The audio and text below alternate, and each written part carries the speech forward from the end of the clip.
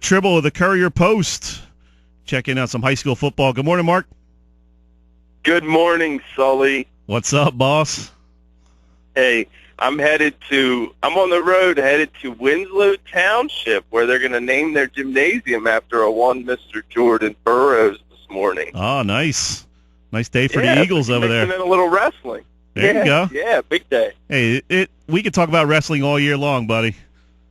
Yeah, I know we could. But we better keep it on football this week. Hey, I was into some soccer early in the show. I can't take too many weeks off from not talking soccer.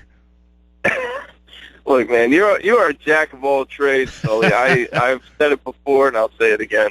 Hey, I got to tell you this, Mark. I was meandering around a department store one day this week and came across some Salmon Pants. I was tempted to buy a pair. I don't think I could pull that. I don't think I could pull that look off, though. The saga of the Salmon Pants continues. Kevin said he almost crashed his. Kevin Minnick said he almost crashed his car the other day because he saw a guy walking down the street with him. He couldn't believe anybody else had ever worn them. So you're starting a new fashion trend. Yeah, how's that? So let's talk some pigskin. Who was your hats off recipient this week?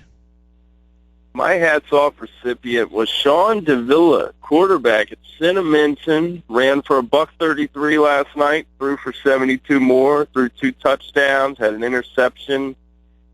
Big win for the Pirates. Last year they blew a 21-point halftime lead against Holy Cross, one of their arch rivals, and they rectified that last night with a 22-0 blowout. So he deserved it. Played a whale of a game. Senior. Just really put the team on his back, so that was cool. Mark, what are you seeing out of some of the West Jersey divisions over there in actual West Jersey around the Courier-Post region? Who's really sparked your interest and caught your eye with some of those teams? We talk a lot about the former Cape Atlantic League teams, but give us some insight into some of those teams in the Cherry Hill area. Well, one team I have my eye on, and I won't see him today because I'm out here at Winslow, but Kevin will see him, is Cherry Hill West. They're in a division there with Camden Catholic and Camden, and obviously they still have to play both of those teams. But they play Pennsauken today, and to start 2-0 for them is a really big deal. They beat Seneca in the first week, and then last week they played a pretty decent, a good Highland team, and beat them as well. So Cherry Hill West, obviously that's in our backyard. It's interesting to see how they can kind of fit things together here. They have Harrison Hand, a cornerback, who might be the best cornerback in South Jersey, a major D1 prospect. So that's one team I've had my eye on. A lot of the stuff's still broken up in similar alignment. Really adding the Cape is add different dynamic to the West Jersey Football League, but a lot of these guys are still playing in the same divisions. For me, it's the schedule, and to see the way like we've talked about it a couple times. Timber Creek opens with Del C, and then had Cherokee, and last night they rolled to victory. I can't recall who they played exactly, but it was a fairly easy win. But still, you get some great matchups early on. Some of these rivalry games, I would like to see them happen a little bit later in the season, but I guess that's the traditionalist in me. It's been a lot of good stuff, man. I mean, it's kind of Timber Creek's number 1 for us, St. Augustine's number 2, and after that, that's all going to play out. And, I don't know that there's a whole lot of wiggle room between all those teams. Mark, tell us a little bit about Lenape. How good is this squad? They scored a pretty lopsided win over Egg Harbor Township last week, and then they come in last night and hand Burlington Township their first loss. They win 20-3. So they're 3-0, and you got them number 8 in the Courier-Post South Jersey Mean 15. What kind of squad are they, and can they make a run in the playoffs? Well, yes. To answer your question, yes, they can. And JoJo Kellum ran for 250 yards last night.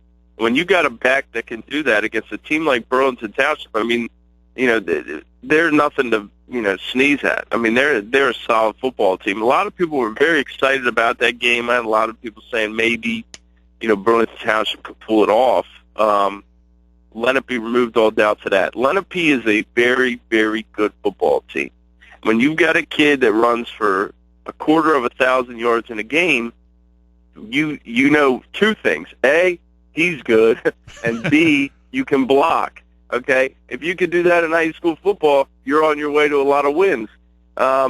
Sometimes they get lost in the shadow of Cherokee and Shawnee, but this year, I think maybe we should shine the light a little bit more on Lenape, and I'm looking forward to seeing them. I think I'll have them next week against Seneca. Not sure yet, and that's not in stone, but I really hope that's my assignment because I want to see what the Indians have. Yeah, Cherokee, you mentioned them. Another big win for them, 41-7 over Kingsway, and you have them also in your top 10 of the 15. Talk about them a little bit. That's always the little trifecta over there in the Cherry Hill area when you're talking about Lenape, Cherokee, and Shawnee. Where do they stack up? Can they make a run and maybe improve their standing in the Mean 15? Oh, absolutely. Look, they opened up. They lost their first two games, okay? One of them was to Shawnee, their bitter rival, by 2 or 3 points. Okay, that game's a toss-up regardless. They lose that game. Then they lose to Timber Creek by a touchdown.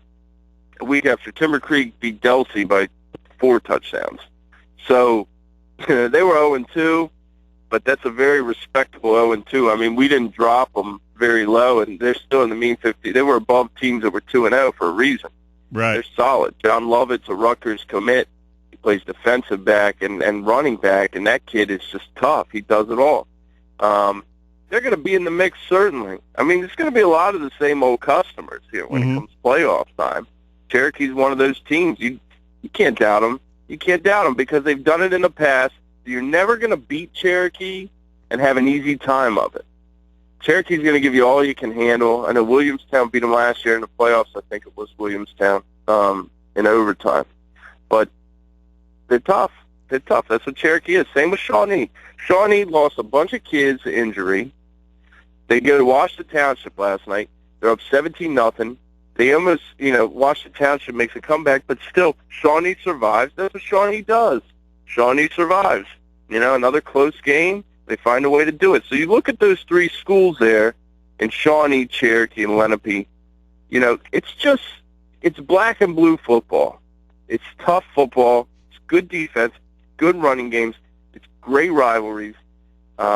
Certainly some good stuff out of there. Yeah, those 3 teams in that Cherry Hill area, they kind of remind me of schools like Williamstown, Delsey, and Hamilton down in that Gloucester County area. And you saw that last night with Hamilton squeaking by Williamstown 14-13. They let up a late touchdown, but then the extra point was missed. Those are like you said, the kind of games where it's not going to be pretty. It's going to be tough in the trenches, and those kind of teams always put up a huge fight for you. Yeah, and you know what? When you go out on a Friday night and you're going to Williamstown, Hamilton, or you're going to Delsey, Hamilton, or any of these games like the teams you mentioned, and don't get me wrong, I mean, there's something to say for high-scoring shootouts because it's fun. It's annoying to write the agate for a game that's 56-40, but it's fun to watch. But when you're going out to a game like the ones I mentioned, you're going to really be in for a fight. I mean, you're going to see guys knowing how important that extra yard is, and on both sides. The defenders don't want to let it up, and the runners don't want to give it up, So it's just a great game to watch and to cover something so tough like that, and to see it week in, week out with some of these matchups that we have here in South Jersey, especially the rivalry games. I mean, it's just wonderful. Talking with Mark Trible of the Courier-Post. Mark, what are we looking for in the next couple of weeks? What's on your radar to see how some things shake out? What kind of big games are you looking for maybe next weekend or the weekend after?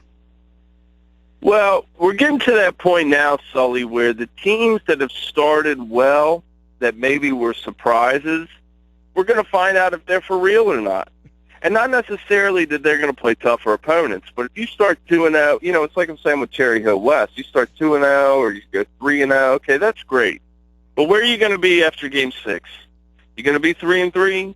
You're going to be 6-0. You're going to be 5-1. I mean, we're going to start to see who some serious contenders are here, because now, once you learn how to win, then you have to learn how to keep winning. And that's really, we're going to have the same old customers, and we talked about this earlier. We're going to have the same customers at the end of the day.